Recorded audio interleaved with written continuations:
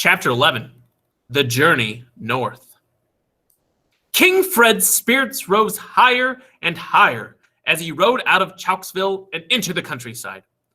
Word of the king's sudden expedition to find Ickabog had now spread to the farmers who worked the rolling green fields, and they ran with their families to cheer the king, the two lords, and the royal guard as they passed.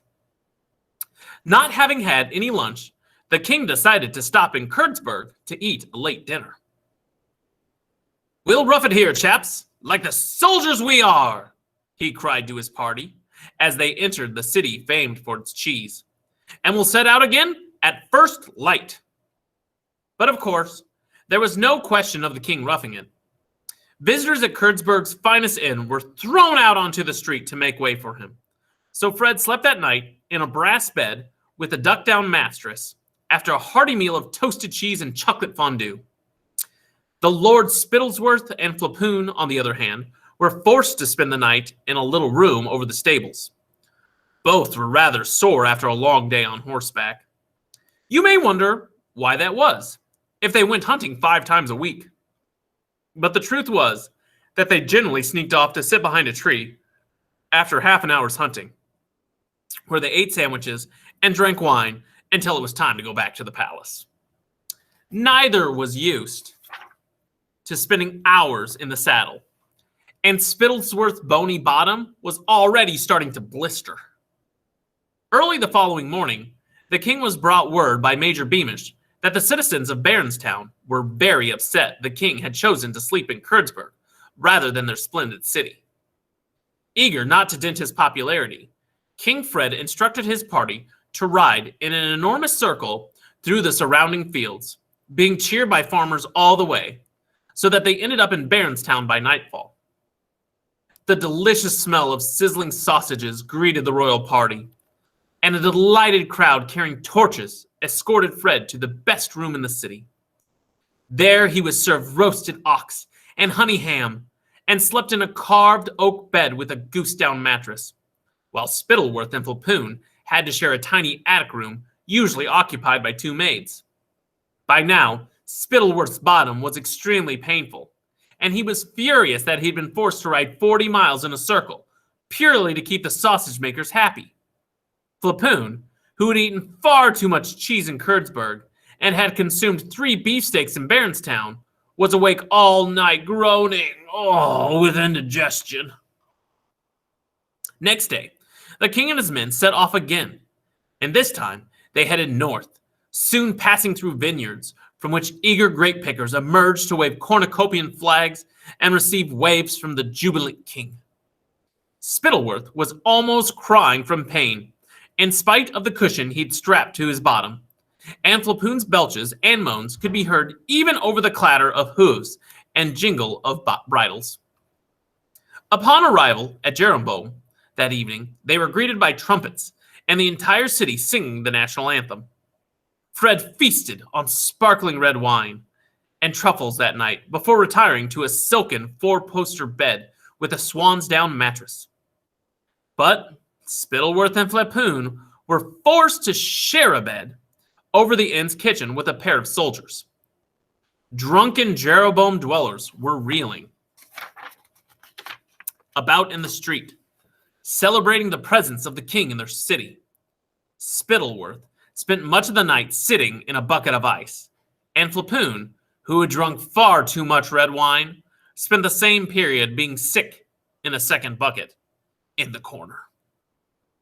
At dawn next morning, the king and his party set out for the marshlands, after a famous farewell from the citizens of Jeroboam, who saw him on his way with a thunderous popping of corks that made Spittlesworth's horse rear and ditch him on the road. Once they dusted Spittleworth off and put the cushion back on his bottom, and Fred had stopped laughing, the party proceeded. Soon they left Jeroboam behind and could hear only birdsong. For the first time in their entire journey, the sides of the road were empty. Gradually, the lush green land gave way to thin, dry grass, crooked trees, and boulders. "Extraordinary place, isn't it?" said the king. The cheerful king shouted back to Spittleworth and Flapoon. I'm jolly glad to see these marshlands at last, aren't you? The two lords agreed, but once Fred had turned to face the front again, they made rude gestures and mouthed even ruder names at the back of his head. At last, the royal party came across a few people, and how the marshlanders stared. They fell to their knees like the shepherd in the throne room, and quite forgot to cheer or clap, but gaped as though they'd never seen anything like the king and the royal guard before, which indeed they hadn't. Because, while King Fred had visited all the major cities of Cornucopia after his coronation, nobody had thought it worth his while to visit the faraway marshlands. Simple people, yes, but rather touching, aren't they? The king called gaily to his men, as some ragged children gasped at the magnificent horses. They'd never seen animals so glossy and well fed in their lives. And where are we supposed to stay tonight? Flapoon muttered to Spittleworth, eyeing the tumble-down stone cottages. No taverns here. Well, there's one comfort at least, Spittleworth whispered back. He'll have to rough it like the rest of us, and we'll see how much he likes it. They rode on through that afternoon, and at last, as the sun began to sink, they caught sight of the marsh where the Ickabog was supposed to live. A wide stretch of darkness, studded with strange rock formations. Your Majesty, called Major Beamish, I suggest we set up camp now and explore the marsh in the morning. As your Majesty knows, the marsh can be treacherous. Fogs come suddenly here. We do best to approach it by daylight. Nonsense, said Fred, who was bouncing up and down in his saddle like an excited schoolboy. We can't stop now, when it's in sight, Beamish. The king had given his order, so the party rode on until, at last, when the moon had risen and was sliding in and out behind inky clouds, they reached the edge of the marsh. It was the eeriest place any of them had ever seen, wild and empty and desolate. A chilly breeze made the rushes whisper, but otherwise it was dead and silent. As you see, sire, said Lord Spittleworth after a while, the ground is very boggy. Sheep and men alike would be sucked under if they wandered out too far. Then the feeble-minded might take these giant rocks and boulders for monsters in the dark. The rustling of these weeds might even be taken for the hissing of some creature. Yes, true, very true, said King Fred, but his eyes still roamed over the dark marsh, as though he expected the Ickabog to pop up from behind a rock. Shall we pitch camp then, sire? Asked Lord Flapoon, who'd saved some cold pies from Baronstown and was eager for his supper. We can't expect to find even an imaginary monster in the dark, pointed out Spittleworth. True,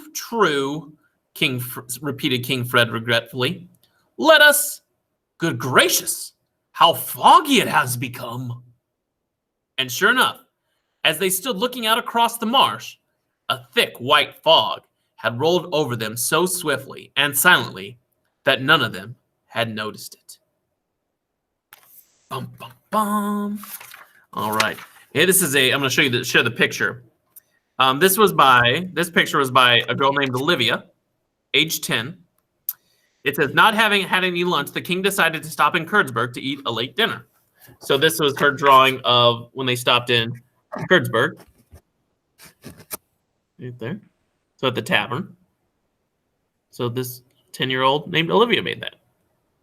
She did a pretty good job. Very good job. You have the chef there. You have the food, everything. All righty.